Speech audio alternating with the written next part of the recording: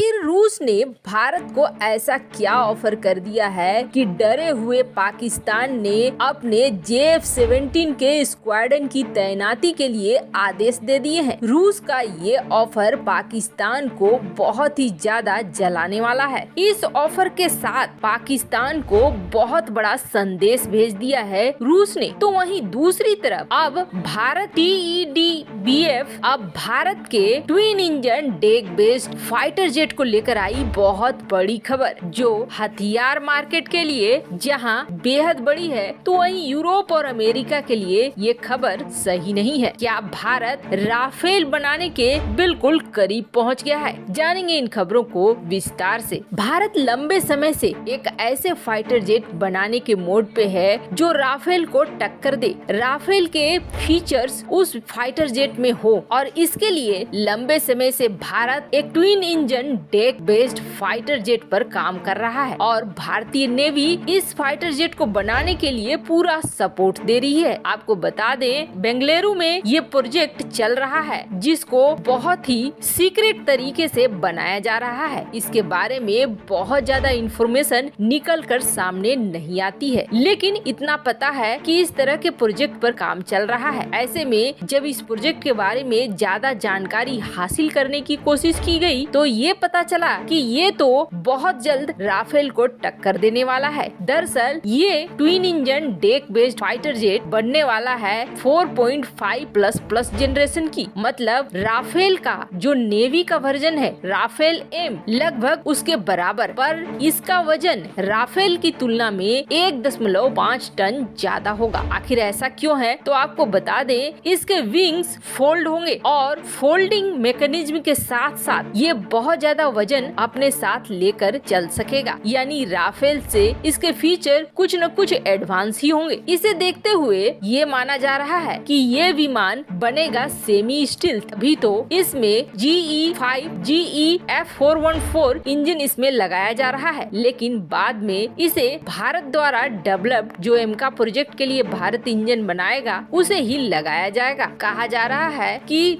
2034 तक भारत में MiG-29 की रिप्लेसमेंट के रूप में ये तैयार हो जाएगा। भारत लंबे समय से इस प्रोजेक्ट पर काम कर रहा है, तो वहीं भारत एक और प्रोजेक्ट पर काम कर रहा है और ये प्रोजेक्ट खास तौर पर एक सबमरीन है और इस सबमरीन के जरिए सीधे सीधे पानी के बाहर ड्रोनों को छोड़ने की क्षमता होगी। ये प्रोजेक्ट कहा जा रहा है कि अपने फाइनल स्टेज पर पहुंच चुका है और अगले 3 से 4 साल के बीच भारतीय नेवी में कुछ ऐसे हथियार दिखेंगे जो दुनिया के किसी भी देश के पास नहीं होंगे। खैर, जहां ये सब कुछ एक तरफ हो रहा है, तो वहीं दूसरी तरफ रूस ने भारत को एक बड़ा ऑफर दिया है और इसकी अपेक्षा कभी भी पाकिस्तान नहीं करता होगा। जब भारत आए थे पिछले साल रूस के विदेश मंत्री सर्गेई लावारोव, तब रूस को अपने पाले में करने के लिए पाकिस्तान ने बहुत जुगत लगाई थी। यहाँ तक कि उस वक्त रूस भारत से खफा भी था। खफा होने की वजह ये थी कि रूस को ऐसा लगता था जैसे क्वाड का फॉर्मेशन करके भारत ने रूस को भी चैलेंज कर दिया है और रूस के साथ दूरियां बढ़ा ली है। भारत उस वक्त ज्यादातर अमेरिका के साथ अपने रक्षा सौदों को बढ़ावा देने लगा था। इससे रूस और भारत के बीच थोड़ी कड़वाहट तो जरूर आ गई थी, पर भारत ने रूस की सारी कड़वाहट दूर कर दी। जिस वक्त कड़वाहट का दौर था उस वक्त सर्गेई लावारोव गुस्से में यहाँ तक बोल चुके थे कि भारत पश्चिमी देशों का गुलाम बन गया है, पर अगले ही पल सर्गेई लावारोव ने अपने बयान को सुधारा भी था और जब वो भारत आए थे तो उन्होंने कहा था कि भारत और रूस पुराने दोस्त हैं और आगे भी दोस्त रहेंगे। जब उनसे सीधा सवाल पूछा गया था, क्या आप चीन को मदद करेंगे भारत और चीन जंग में, तो उन्होंने सीधे इनकार कर दिया था। और पर इसके बाद भी सर्गेई लावारोव से पीएम मोदी नहीं मिले थे और सर्गेई लावारोव फिर भारत से पाकिस्तान पहुंच गए थे। पाकिस्तान में न सिर्फ सर्गेई लावारोव का स्वागत हुआ, वैसे 9 साल बाद किसी रूसी विदेश मंत्री को पाकिस्तान की जमीन पर देखा गया, बल्कि रूसी विदेश मंत्री ने यह भी ऐलान कर दिया कि हम पाकिस्तान को हथियारों का सौदा करेंगे, पाकिस्तान के साथ रक्षा संबंधों को बढ़ाएंगे। तब से पाकिस्तान लगातार रूस के साथ न सिर्फ रक्षा संबंधों को बढ़ाना चाहता है बल्कि रूसी हथियारों को खरीदना भी चाहता है। ऐसे में रूस से पाकिस्तान की एक बड़ी खास मांग थी और ये मांग थी अर्माटा टैंक को लेकर। अर्माटा टैंक रूस के थल सेना की रीढ़ मानी जाती है। वैसे आपको बता दें, एक बार जब शुरू में T-14 अर्माटा टैंक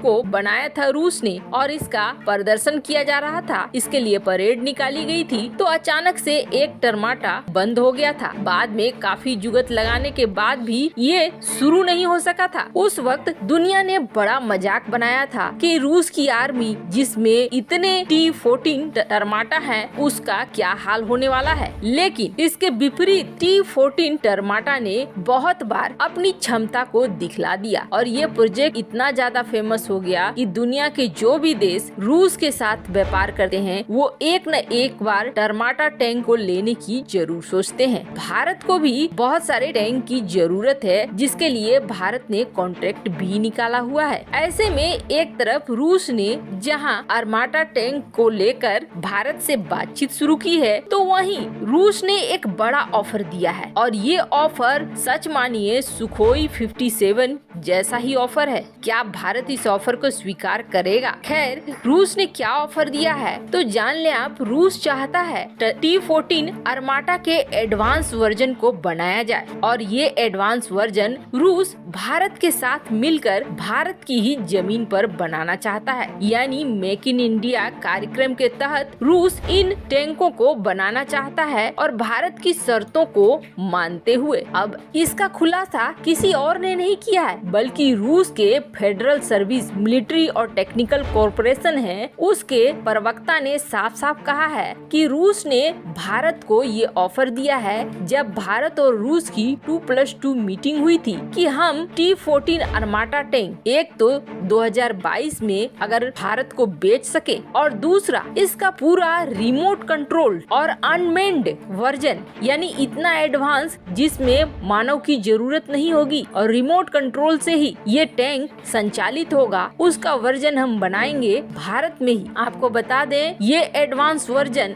बहुत शक्तिशाली होने वाला है, जैसा कि इसके फीचर को देखकर ही लग रहा है। ऐसे में क्या आपको लगता है कि भारत को रूस का ये ऑफर स्वीकार कर लेना चाहिए? ये रूस इस तरह का ऑफर बहुत ही अच्छा है। वैसे आपको बता दें, सुखोई 57 की परियोजना से निकलने के बाद रूस ने अब तक भारत को कुछ ऐसा ऑफर नहीं किया था, पर अब पहली बार रूस ने ये ऑफर किया है। वैसे आपको क्या लगता है, क्या भारत को ये ऑफर मान लेना चाहिए? कमेंट कर अपनी राय जरूर बताएं। जल्द मिलते हैं अगले वीडियो में नई खबर के साथ।